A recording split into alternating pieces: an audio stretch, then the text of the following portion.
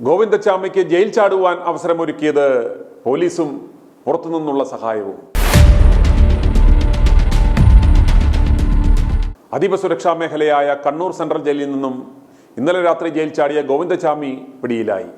കണ്ണൂർ തളാപ്പ് ആളൊഴിഞ്ഞ വീട്ടുവളപ്പിൽ നിന്നാണ് ഇയാൾ പിടിയിലായത്. റോയ് എന്നയാളുടെ ഉടമസ്ഥതയിലുള്ള സ്ഥലത്തെ കിണറ്റിന്റെ പടവിൽ നിന്നാണ് പോലീസ് ഇയാളെ കീഴ്പ്പെടുത്തിയത്.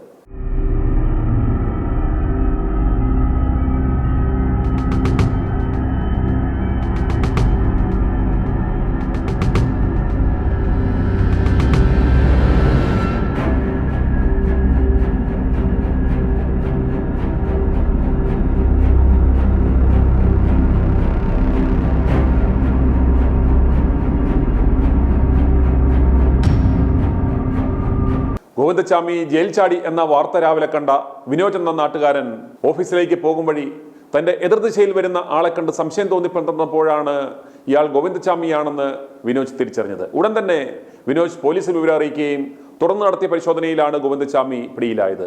വിനോജിന്റെ വാക്കുകൾ കേൾക്കുക. ഞാൻ നോർമലി ഓഫീസിലേക്ക് വരുന്നത് ടൈമിൽ ഒരു 9 മണി 9:15 ഇടയ്ക്ക് ഓഫീസിലേക്ക് വരുമായിരുന്നു.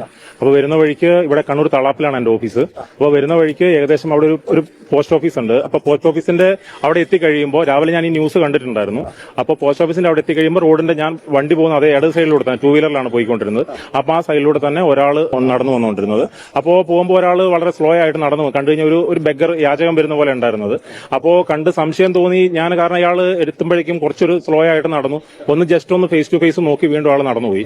അപ്പോൾ നടന്നുപോയ ഉടനെ തന്നെ ഞാൻ തൊട്ടടുത്തുണ്ടായിരുന്ന ഒരാളോട് ചോദിച്ചു, ഇത് ഇയാളാണോ എന്ന് സംശയമുണ്ട്, നമുക്ക് നോക്കിയാലോ എന്ന് പറഞ്ഞു. ഉടനെ അയാൾ എന്റെ സ്കൂട്ടർ, ഒരു ഓട്ടോ ഡ്രൈവറാണ്, അദ്ദേഹം എന്റെ സ്കൂട്ടറിന്റെ ബാക്കിൽ കയറി. ഞങ്ങൾ ഉടനെ ഒരു 10-20 മീറ്റർ ബാക്കിൽ ഇയാളുടെ പുറകെ തിരിച്ച് ഇയാളെ ഫോളോ ചെയ്തതിന് ശേഷം വണ്ടി നിർത്തി ഞങ്ങൾ ഇവനെ വിളിക്കുമ്പോഴേക്കും ഇവൻ നടത്തുന്ന സ്പീഡ് കൂട്ടി പിന്നെ ഞങ്ങൾ പേരെടുത്ത് വിളിച്ചു.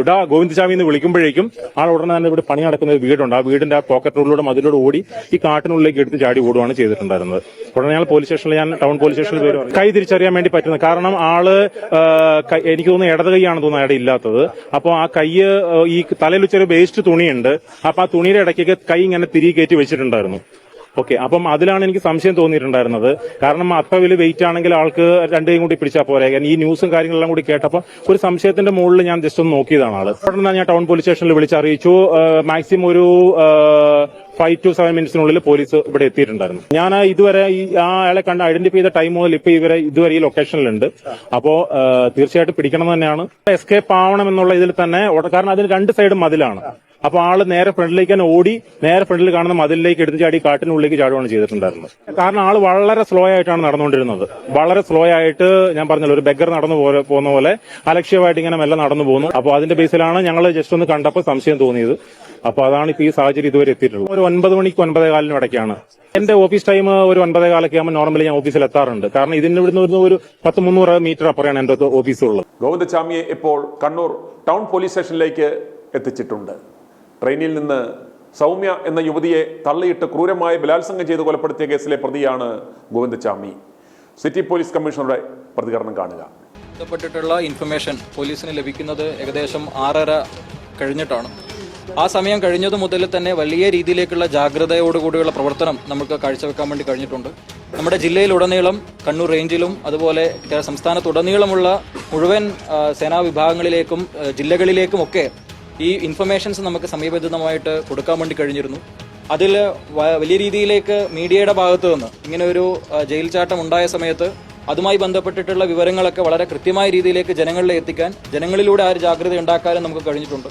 ആ ഒരു ജാഗ്രതയുടെ ഭാഗമായിട്ടാണ് നമ്മൾ കൂടുതലായിട്ടുള്ള CCTV വിഷ്വൽസ് പരിശോധിക്കുകയും ആ വിഷ്വൽസ് പരിശോധിച്ചതിന് ശേഷം ഏകദേശം 4:15 സമയം കഴിഞ്ഞതിന് ശേഷം 4:15-5 മണി ഇടയിലുള്ള ഒരു സമയത്തോട് കൂടിയിട്ടാണ് ഈ പ്രതി ജയിൽ ചാടിയിട്ടുള്ളത് എന്നുള്ളത് പോലീസ് മനസ്സിലാക്കിയിട്ടുള്ളത്. അതിനുശേഷം സാധ്യമായിട്ടുള്ള വഴികളിലൂടെ ഒക്കെ വ്യാപിപ്പിച്ചുകൊണ്ട് കൂടെ Kannur town ACP Pradeepan, Kannur SHO Sreejith, മറ്റേ SIമാര്, ഡാൻസ് ഓഫ് സ്ക്വാഡിലെ പോലീസ് ഉദ്യോഗസ്ഥർ, ഈ നിൽക്കുന്ന മുഴുവൻ പോലീസ് ഉദ്യോഗസ്ഥരുടെയും ഇതിന് പുറത്ത് നിങ്ങളിവിടെ കാണാത്ത മുഴുവൻ പോലീസ് ഉദ്യോഗസ്ഥരുടെയും ശ്രമകരമായിട്ടുള്ള പ്രവർത്തനത്തിന്റെ ഭാഗമായിട്ടാണ് വളരെ കൃത്യമായിട്ടുള്ള രീതിയിലേക്കുള്ള സെർച്ച് ഓപ്പറേഷൻ നമുക്ക് ചെയ്യാൻ വേണ്ടി കഴിഞ്ഞിട്ടുള്ളത്. ഇതുമായി ബന്ധപ്പെട്ടിട്ട് കഴിഞ്ഞ മണിക്കൂറുകളിൽ ഏകദേശം ഇൻഫർമേഷൻ കിട്ടിയിട്ട് 3.5 മണിക്കൂർ കൊണ്ട് തന്നെ പ്രതിയെ നമുക്ക് പിടികൂടാൻ വേണ്ടി കഴിഞ്ഞിട്ടുണ്ട്. ഈ ഇൻഫർമേഷൻ കിട്ടിയതിന് ശേഷം തന്നെ നമ്മൾക്ക് വളരെ കൃത്യമായ രീതിയിൽ ഒരുപാട് ഇൻഫർമേഷൻസ് നമുക്ക് ഈ വിഷയവുമായി ബന്ധപ്പെട്ടിട്ട് പബ്ലിക്കിന്റെ ഭാഗത്ത് നിന്ന് ഇൻഫർമേഷൻ കിട്ടിയിരുന്നു. അങ്ങനെ ലഭിച്ച ഇൻഫർമേഷനിൽ ശരിയായിട്ടുള്ളതും തെറ്റായതുമായ ഇൻഫർമേഷൻസ് നമുക്ക് പരിശോധിക്കേണ്ടതായിട്ട് വന്നിരുന്നു. അങ്ങനെ ലഭിച്ചൊരു ഇൻഫർമേഷന്റെ ഭാഗമായിട്ടാണ് തളാപ്പ് ഒരു ഒഴിഞ്ഞ് കിടക്കുന്ന ബിൽഡിങ്ങിന്റെ പരിസര പ്രദേശത്ത് നിന്ന് അതിന്റെ കിണറ്റിനുള്ളിൽ മറഞ്ഞു നിൽക്കുന്ന ഒരു സാഹചര്യത്തിലാണ് ഈ പ്രതിയെ പോലീസ് പിടികൂടിയിട്ടുള്ളത്. ഈ സംഭവം നടന്ന സമയം മുതൽ തന്നെ പോലീസ് പലയിടങ്ങളിലേക്കും സെർച്ച് ചെയ്യുന്നുണ്ടായിരുന്നു. ആ ഇൻഫർമേഷന്റെ ഭാഗമായിട്ടാണ് ഈ കിണറ്റിനുള്ളിൽ നിന്നാണ് പ്രതിയെ പോലീസ് പിടികൂടിയിട്ടുള്ളത്. ഇതുമായി ബന്ധപ്പെട്ടിട്ട് മറ്റാരെങ്കിലും സഹായം ഈ ജയിലിൽ ചാടുന്നതുമായി ബന്ധപ്പെട്ടിട്ട് സഹായം ലഭിച്ചിട്ടുണ്ടോ എന്നുള്ളതൊക്കെ കൂടുതലായിട്ടുള്ള പരിശോധനയ്ക്ക് വിധേയമാക്കേണ്ടതാണ്. അതൊക്കെ കൂടുതൽ വളരെ ഡീറ്റെയിൽഡ് ആയിട്ടുള്ള പരിശോധന പോലീസ് ഈ വിഷയത്തിൽ നടത്തുന്നുണ്ട്. ഇല്ല, നമ്മൾക്ക് കൃത്യമായ ഇൻഫർമേഷൻ അവരുടെ ശ്രദ്ധയിൽ വന്ന ആ മൊമെന്റിൽ തന്നെ പോലീസ് ഇൻഫർമേഷൻ കിട്ടിയിട്ടുണ്ട്. ആ മൊമെന്റിൽ തന്നെ നമ്മൾക്ക് ആ ഒരു അലേർട്ട്നെസ് നമ്മൾക്ക് എല്ലാ ആൾക്കാരിലേക്കും എത്തിക്കാൻ വേണ്ടി കഴിഞ്ഞിട്ടുണ്ട്. അതിന്റെ ശ്രമഫലമായിട്ടാണ് വളരെ ചുരുങ്ങിയ സമയം കൊണ്ട് തന്നെ പോലീസിന് പ്രതിയെ പിടികൂടാൻ വേണ്ടി കഴിഞ്ഞിട്ടുള്ളത്. അതീവ സുരക്ഷയുണ്ടെന്ന് അവകാശപ്പെടുന്ന ജയിലിൽ തനിച്ച് പാർപ്പിച്ചിരുന്ന സെല്ലിലെ അഴികൾ മുറിച്ചാണ് ഇയാൾ പുറത്തു കടന്നത്. ഇരുമ്പഴികൾ ദിവസങ്ങൾ കൊണ്ടാണ് മുറിച്ചു മാറ്റിയതെന്ന് ജയിൽ DGP തന്നെ പറയുന്നു. ഇത് കണ്ടുപിടിക്കുവാനോടെ പറാവുകാരോ സെൻട്രികളോ CCTV ക്യാമറകളോ ഒന്നുമില്ലേ? ഇരുമ്പഴി മുറിക്കുമ്പോൾ വലിയ ശബ്ദമുണ്ടാകും, അതാരും കേട്ടില്ലേ? അഴിമുറിക്കുവാനുള്ള ആയുധവും അഴികൾ മുറിക്കുമ്പോൾ അത് കണ്ടില്ല എന്ന് നടിക്കുകയും ജയിൽ ചാടിയപ്പോൾ കണ്ണടക്കുകയും ചെയ്തതുകൊണ്ട് മാത്രമാണ് ഗോവിന്ദചാമിക്ക് ജയിൽ ചാട്ടം സാധ്യമായത്.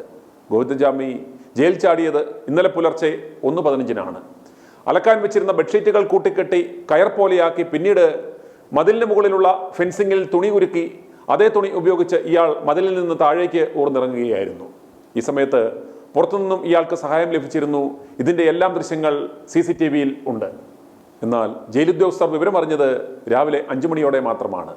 സെല്ലിനകത്ത് ഇയാൾ ഇല്ലെന്ന് കണ്ട് ജയിൽ പരിസരത്ത് ഇയാളെ ഉദ്യോഗസ്ഥർ തിരഞ്ഞു നടന്നു.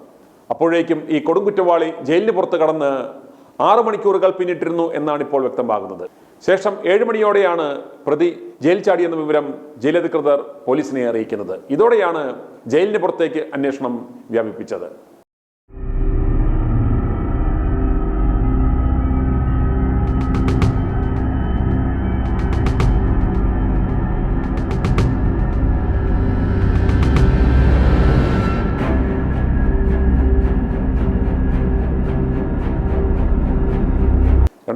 ഫെബ്രുവരിയിൽ ട്രെയിൻ യാത്രക്കാരിയായ സൗമ്യ എന്ന യുവതിയെ ട്രെയിനിൽ നിന്ന് തള്ളിയിട്ട് പീഡിപ്പിക്കുകയും മാരകമായി പരിക്കേൽപ്പിക്കുകയും ചെയ്ത കേസിലെ പ്രതിയാണ് തമിഴ്നാട് കടലൂരിലെ സമത്വപുരം സ്വദേശിയായ ഗോവിന്ദചാമി.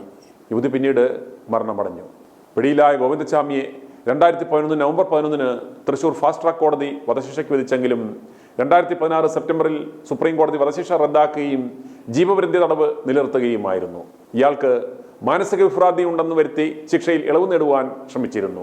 ചാർലി തോമസ് എന്ന പേരിലും ഇയാൾക്കെതിരെ തമിഴ്നാട് പോലീസ് രേഖകളിൽ നിരവധി കേസുകളുണ്ട്. മോഷണക്കേസിലും പ്രതിയാണ് ഈ ഗോവിന്ദചാമി.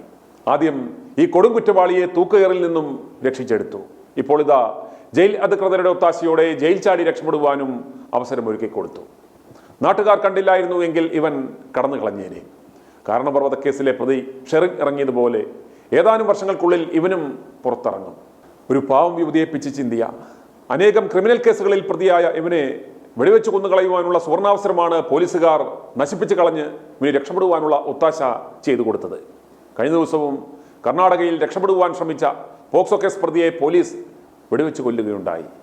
ഗോവിന്ദചാമിക്ക് ജയിൽ ചാടുവാൻ ഒത്താശ ചെയ്തു കൊടുത്ത സകല ജയിൽ ജീവനക്കാരെയും സസ്പെൻഡ് ചെയ്യുകയല്ല, ഉടൻ സർവീസിൽ നിന്നും പിരിച്ചുവിടുകയാണ് വേണ്ടുന്നത്.